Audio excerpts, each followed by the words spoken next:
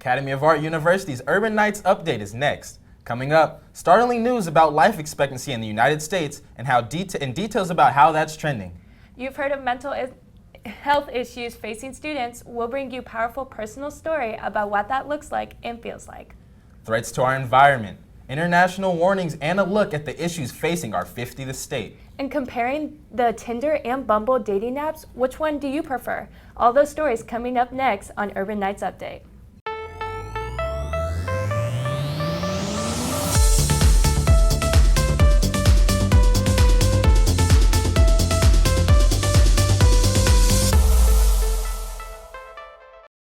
Hello everyone, and thank you for joining us. I'm Justin Summers. Brooklyn Marrera is sitting in with me, and this is what's happening. 8,011. That's how many homeless people were said to be living in San Francisco in 2018. This year, city officials have a new method of keeping count and have counted 17,595 homeless people, over twice as many from last year. According to city data, this 30% increase is the largest that San Francisco has had in over 8 years. The city's Department of Public Health stated that these big numbers are a more complete picture of the issue, but is still a likely underestimate. YouTube CEO Susan Wojcicki has made an amazing donation to the nonprofit Hamilton Families. Google wanted to join in and equalize the donation of $1.35 million. Even with the generous donation, it is still possible for the families to end up on the streets. These opportunities give the families hope and a new life. This is not just a moment, but as well as a movement. American life expectancy is going down. This comes from a report published by the American Medical Association. The report says that due to suicide, drug overdoses, liver disease, and other illnesses, that the average American life expectancy is dropping at an alarming rate. For a country that spends more than any other on health insurance, that is definitely not a good sign. The report did not just list a singular cause, but instead focused on the overall deteriorating health of Americans. Mental health seems to play a big part in the decline of American life expectancy. For more, we go to our own Galen Manhard, who is willing to share his personal struggles with mental health. I have struggled with depression, anxiety, a lot of stuff along those lines, even to the point in the past of suicidal tendencies and attempts. Mental health is a topic that not a lot of people talk about or want to talk about, but it's an important subject to address. I mean, a lot of people suffer from mental illness and they don't know what to do, that they feel like they'll be judged or thought differently of, or people make fun of them, or no one will believe them if they come forward and say they're dealing with the things that they're dealing with. And over 40% of college students admit that they're suffering from mental illness, specifically anxiety, which is probably a huge factor in dealing with a lot of the stress that college students are put under. There's a major stigma around it, and it's kind of perceived as a bad thing, even though it's so common in society and specifically within college and student athletes. So just talking about it helps lower that stigma and kind of getting that not as common of a thing. And so the more you talk about it, the more open you are about it, helps that. And just knowing that it's okay, knowing that you're not alone, knowing that you have resources you can go to, just really helps. A lot of times, at least for me personally, anxiety would then lead to depression, which would lead to feelings of worthlessness and feeling alone and feeling like almost like the world would be better off without me. And every day is still a struggle. I mean, I still have a lot of things I talk about, and I still have a lot of issues that I deal with. And for me, a coping mechanism has been alcohol, and it kind of turned me into an alcoholic, trying to numb the pain. And I'm here to tell you that there's ways to get around that. Reach out to a friend, call a loved one, go for a walk, go to the gym. Take it from me personally, alcohol is not the best way to cope. Thankfully, I was able to reach out and ask for help, and in doing so, reaching out, that saved my life. Honestly, I was able to get the help I needed. If you're ever feeling suicidal, please call the suicide hotline at 1-800-273-8255, or go to suicidepreventionlifeline.org.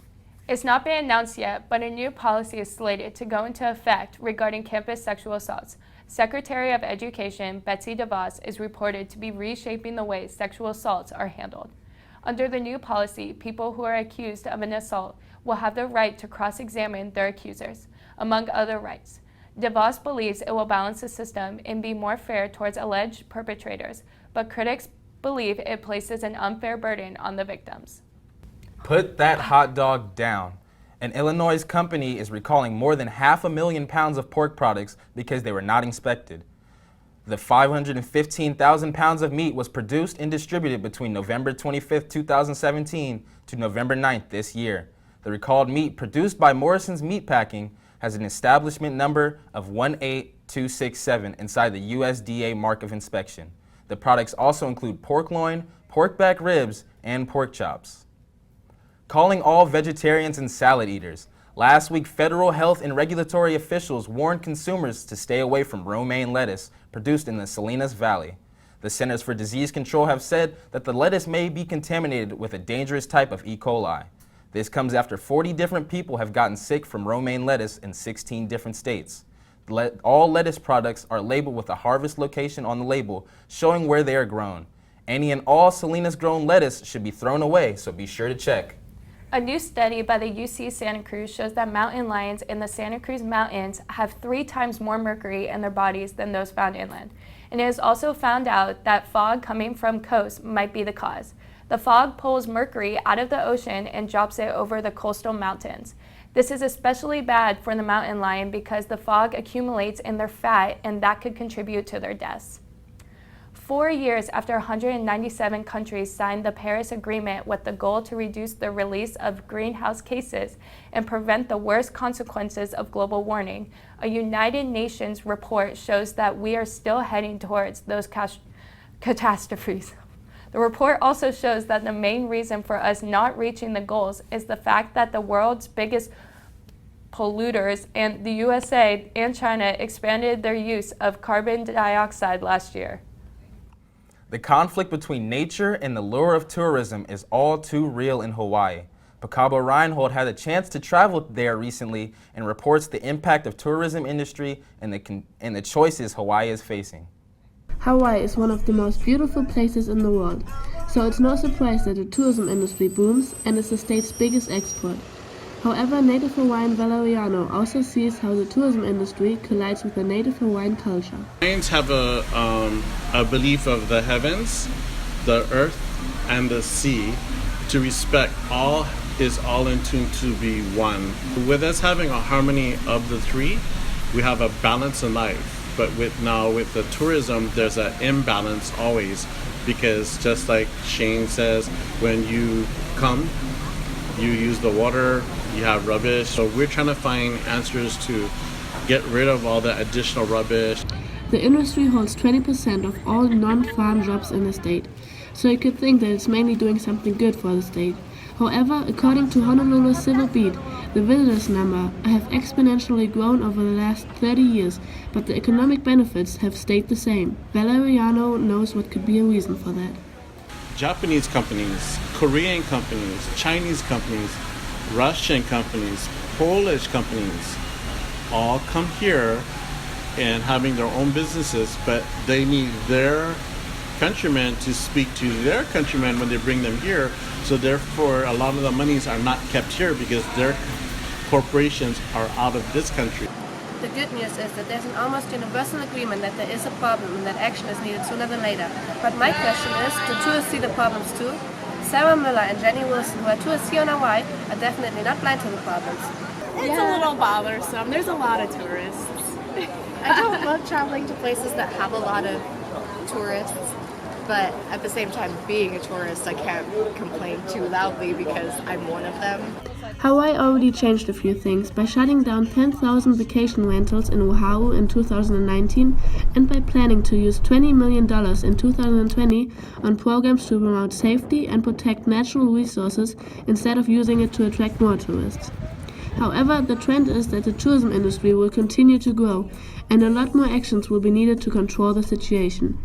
Here in Hawaii, Picabo Reinhold for your Urbanites Update. One step Hawaii has already taken to combat the effects of tourists is to prohibit wearing certain types of sunscreen when in the ocean in order to protect the fragile coral. After a woman heroically saved a koala from the bushfires in Australia last week, the world prayed that he would make it out alive. Sadly, the animal with the nickname Lewis died on Tuesday. And that's not the saddest part. According to Australian Koala Foundation, the record-breaking bushfires killed over 1,000 koalas and destroyed 80% of their natural habitat. Experts claim that the species is functionally extinct, which means that the population is so limited that the koalas don't play a significant role in their ecosystem anymore. In-N-Out Burgers are in trouble. California's Department of Forestry and Fire Protection has filed a lawsuit against the popular fast food chain In-N-Out Burger. CAL FIRE claims the 2017 Arroyo Grande fire in San Luis Obispo was started by a tractor mowing dry grass on an In-N-Out property. The lawsuit also claims that the tractor was improperly maintained and the driver allowed the fire to happen. The fire burned about 245 acres, and CAL FIRE is seeking $1.2 million in damages. It has been 50 years since the occupation of Alcatraz. Last Wednesday, Native Americans returned to the Rock to hear first-hand stories of the occupation and its continued relevance today. On November 20th, 1969, 89 Native Americans and their supporters occupied Alcatraz Island in the San Francisco Bay. The 19th month protest was seen as a profound moment for Native people and their tribes. It sparked a renewed belief in standing up for their rights, their land, and their people. Hey, hey, ho, ho, fossil fuels have got to go. That's what a crowd of Harvard and Yale students and alumni chanted as they stormed the field at their rival football game on Saturday. Over 200 protesters occupied the field at halftime and delayed the game for almost an hour. They demanded that the colleges no longer invest into oil and gas companies who contribute to climate crisis. Some protesters voluntarily left the field, but the few who resisted were arrested. As of right now, it is unknown how many arrests were made. When we attend a college sporting event and get caught up in the competition, it's easy to forget all the time and energy that the athletes have to invest before the game. Alex Golombiewski gives us a behind-the-scenes look at the struggles that athletes have to face. Being a student athlete is not always the easiest thing to do. It requires you to be up earlier than most people to either go to practice or weights, then still having to go to class. Here at the Academy of Art, the men's baseball team is required to take a bus every morning across the bridge just to practice in Oakland. There are times athletes don't get a chance to shower, get a bite to eat in between practice and class, which is very bad for an athlete competing at a high level. We interviewed some baseball players and asked them what their biggest struggles are being a student athlete here at the Academy. Being a student athlete at RU is kind of difficult. The main issue we have with being on the baseball team specifically is that we don't have our own field in San Francisco. So there's a lot of travel time between going from Oakland to San Francisco and going back from Oakland to San Francisco. When you have class, you kind of have to pick and choose whether you want to eat first or shower. I mean, if you don't eat, then you smell good for class, but if you don't shower, then you smell bad, but you have a full stomach. So it's kind of like choosing one or the other. One thing that's a real struggle here is, just being able to have facilities so we can all work out as a team, get together and build that team chemistry, because a lot of the times, other colleges, they have nice campuses, with access to all this other stuff. But most of the time we either walk to Brandon or we have to wait till we have practice to actually get together as a team. Now that we've heard from some baseball players, let's hear what other athletes have to say about their struggles here at the Academy. One of the biggest struggles that I think that we encounter as track and field athletes, and not only us, but I know you guys too, is not having facilities that we can go to right away that will get us to our class on time after practice. So like us, I know we practice in Daly City, and yeah, it seems like it's right there, but once traffic picks up and we have to get to class, it may take an hour to 40 minutes to an hour to get to class. And once we get to class, they mark us late, but it's not our fault. Many people tend to forget that athletes are here on athletic scholarships, not academic, which means these student athletes are getting their school paid for based on their athletic abilities, not for academic reasons. Yet, they are held to the same standard as everyone else, but have to do twice as much work, but no one even notices that. You will be surprised on what athletes are put through on a daily basis. No one sees the behind the scenes and the long days and sleepless nights that many athletes have to endure. Here in San Francisco, Alex Kolumbuski for your Urban Knights update. After the soccer teams wrapped up their seasons 2 weeks ago, the volleyball team had their last games on Hawaii last week. But the other teams of our Urban Knights are just getting started with their seasons. Our own Urban Knight, Pacabo Reinhold, has all the details for you. Thank you. We have a lot going on here at RU. The men's and women's basketball teams are about to have their first in-conference games, and they played their first games of the season the past 2 weeks. The women's team won both games against Western Oregon and Concordia. The game against Concordia was a real roller coaster ride and ended with 79-77 for our Urban Knights. Taylor Bennett, who got named the Pac West Player of the Week, decided the game with a buzzer-beating layup. And I couldn't even see because my player was on the other side of half court and I'm like denying her. And so they ended up getting a stop and I just see Pam coming full speed. So I was like running and I shout like, Pam! And she tosses it up. I unknowingly don't even know how many seconds is on the clock. I just know I have to get a layup up and it was perfect timing. So it was amazing. The men's basketball team surprised everybody with a huge win over Cal State East Bay. It is their first win against this team since 2013, and they were also the first team to beat them in this season. Joshua Bagley, who led the team with 14 points and 6 assists, is happy about the team effort. I'd say we were the tougher team for at least 30 minutes, which was a big part of us winning. And just us winning those last 4 minutes of the game really brought in for us. And it was a big stepping stone for us as a team, I would say. After they lost the first game of the season against San Francisco State, this victory felt even better and gave the team a confidence boost. But Joshua Bagley points out that they have to keep working hard and there's still a lot to improve. For me, and I think I've talked to a couple other guys, I'd say after that first game, it was kind of like a wake-up call, like, all right, we need to get our stuff together. Like, we're a good team, but if we're not playing the right way, we'll lose to anybody. And just as far as like defensively, we have to lock in every possession. From basketball to a totally different sport, Hansa Carew secured her place at the Cross Country Nationals and last week's Regionals. The Pac West Runner of the Year bettered her record of the 6K1 with a time of 21 minutes and 6 seconds. But even though she got 12 overall, she was disappointed about her performance at the Regionals. I was really disappointed because I was aiming to finish 5 at least, and they finished 12.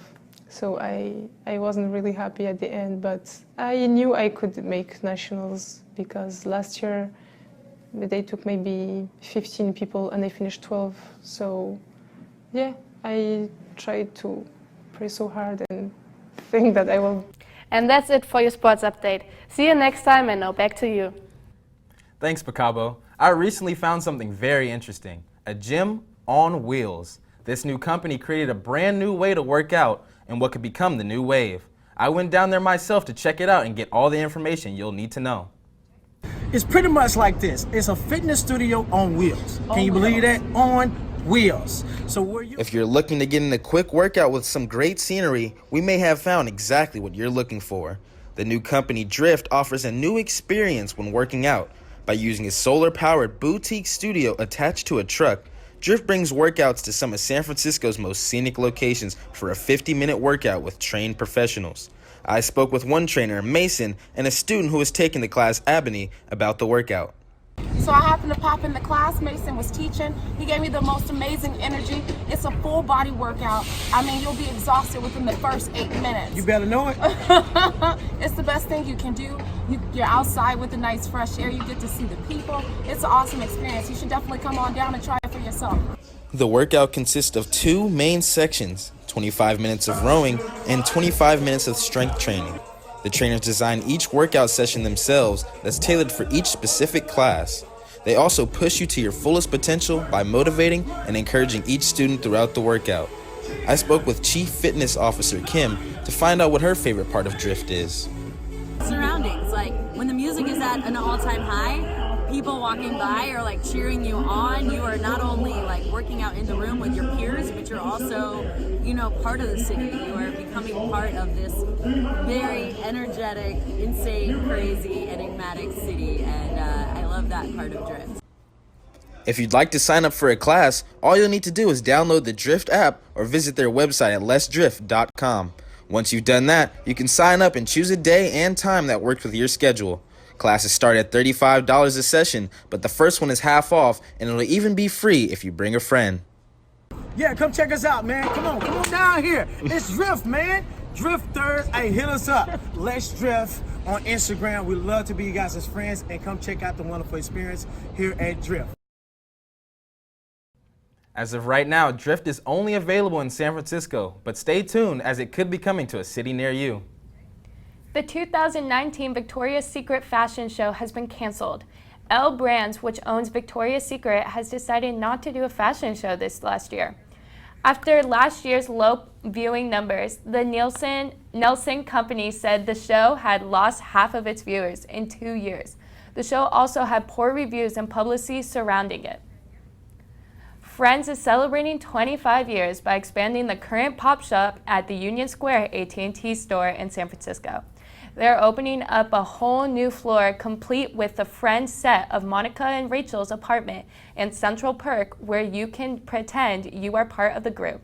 They also have a recording studio like what Phoebe used, a mini museum complete with costumes, a lounge where you can watch all your favorite episodes, and of course, the famous orange couch. It's a miracle. Well, maybe not, but the Miracle Pop-Up Christmas Bar has returned to San Francisco, San Jose, and now Petaluma. The idea is that this company takes over an existing bar for the holidays and intentionally overdoses it on the Christmas decorations, including the themed drinks like the Bad Santa and the Snowball Old Fashioned. In San Jose, Miracle would be at Paper Plane, in San Francisco at Pacific Cocktail Haven, and in Petaluma at Brewster's Beer Garden. The Miracle Pop-Up will run from November 29th until January 4th. For more fun, we go now to Galen Manhard with the newest in entertainment news. Hi, and welcome to your weekly dose of entertainment news. There are a lot of movies making their way to theaters in the coming weeks and months. The holidays are fast approaching, and that means the box office is going to be stacked with great movies. In January, Jack Black and friends reprised their roles in the second Jumanji movie, Jumanji: The Next Level. Here he is with more about the movie, along with the trailer. You know what it's all about with Jumanji? It's about big laughs and big action, and I think we brought it even more intensely this time than last time. Funnier bits and incredibly big action sequences. We got some scary, good special effects and action with mandrills. These are man-eating monkeys.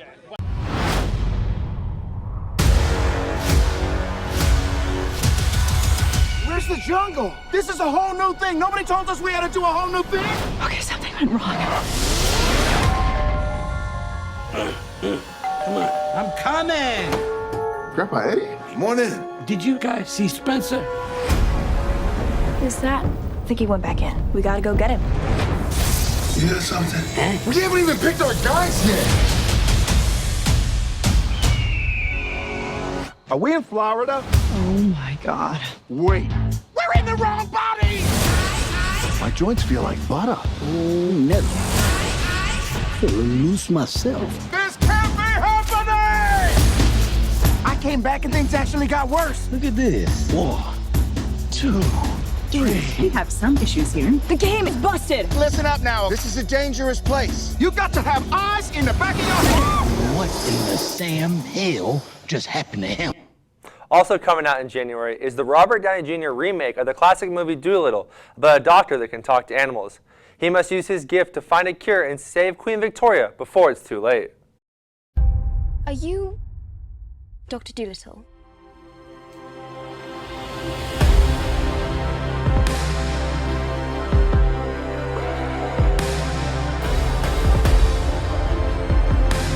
We have no choice but to embark on this perilous journey.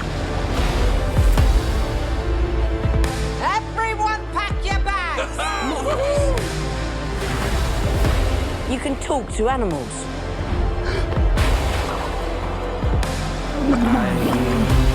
Babies cry, I watch them grow, then learn much more than I. It's okay to be scared. No, and I think to myself,